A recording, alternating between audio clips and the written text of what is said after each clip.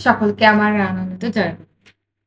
পরমদয়াল শ্রী শ্রী ঠাকুরের একটি সুন্দর যাজন নিয়ে আসছি। পরম পূজ্যপাদ শ্রী শ্রী আচার্যদেব দাদার একটি সুন্দর যাজন।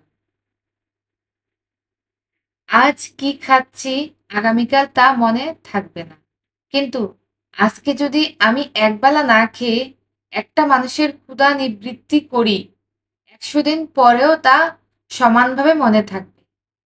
একটা ঘটনা বলি। ২০১৬ সালে ১০০ দিনের দীক্ষা প্রকল্পে আমি তখন বেরিয়েছিলাম। বিভিন্ন জায়গা ঘুরছি।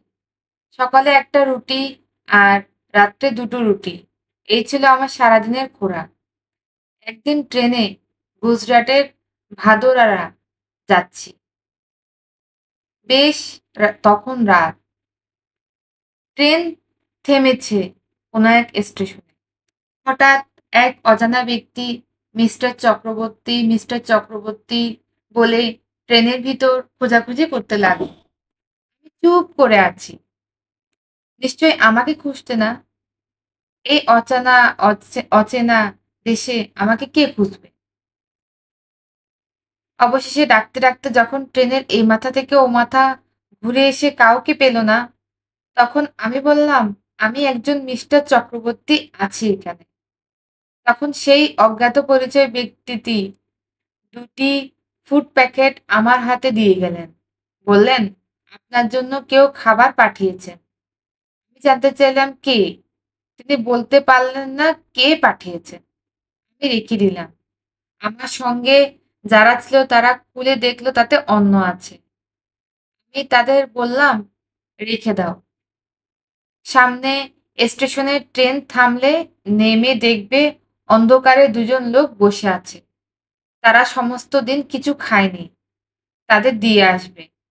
তারা যথারীতি সামনের স্টেশনে নেমে দেখে এসে বলল, "আগে কোথাও কেউ না খেয়ে বসে নেই।" আমি বললাম, "আবার যাও। তোমাদের আলোর মধ্যে খুঁজতে বলেছি। অন্ধকারে গিয়ে দেখো। দেখবে ২ জন বসে আছে।" তারা আবার গিয়ে দেখে, সত্যিই অন্ধকারে ২ জন লোক বসে আছে। তারা লরির খালাসি। হঠাৎ গাড়ি খারাপ হয়ে গেছে, সারাদিন তারা কিছুই খায়নি। হাতে টাকাকড়ি কিছু নেই।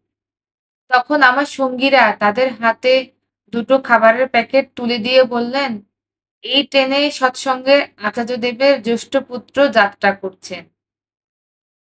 তিনি আপনাদের জন্য খাবার পাঠিয়েছেন। আপনারা যদি গ্রহণ করেন, তিনি অনুগৃহীত হবেন।" রাত্রে সেই নির্নিমেষ অন্ধকারে তাদের ভালোভাবে দেখা যাচ্ছিল না। ক্ষুধার্ত মানুষ দুটি তৎক্ষণাৎ খাওয়ার ২ হাতে তুলে নেন। অন্ন গ্রহণ করেন। তারপর তারা জানান তাদের মা শ্রী শ্রী ঠাকুরে দীক্ষিত। এরপর তারা ওই সফর শেষে বাড়ি ফিরে গিয়ে শ্রী শ্রী ঠাকুরের দীক্ষা নেন। কে আমাকে খাবারের প্যাকেটটি পাঠিয়েছিল আমি জানি না। কে আমাকে নির্দেশ দিল ওখানে ২ জন লোক না খেয়ে বসে আছে, তাদের কাছে পাঠিয়ে দাও, তাও আমি জানি না। আমি শুধু তেমন আদেশটুকুই দিয়েছিলাম, যেমন আদেশের দ্বারা আমার আদর্শ রঞ্জিত হয়ে ওঠে। এটাই ছিল আমার কাজ। তাহলে এটা হলো সার্ভিস। এইরকম করে আপনারা সার্ভিস দেবেন। আন্তরিকতা নিয়ে মানুষের পাশে দাঁড়ানো সবথেকে বড় সার্ভিস। তার জন্য হাতি, ঘোড়া, সেন্টার, কমিউনিটি হল এসব কিছুই লাগে না। সেটা যখন হওয়ার আপনিই হয়ে যায়। তার জন্য আলাদা করে ভাবতে হয় না। পরম পূজ্যপাদ শ্রী শ্রী আচার্যদেব। সকলকে আমার আনন্দিত জয়গুরু।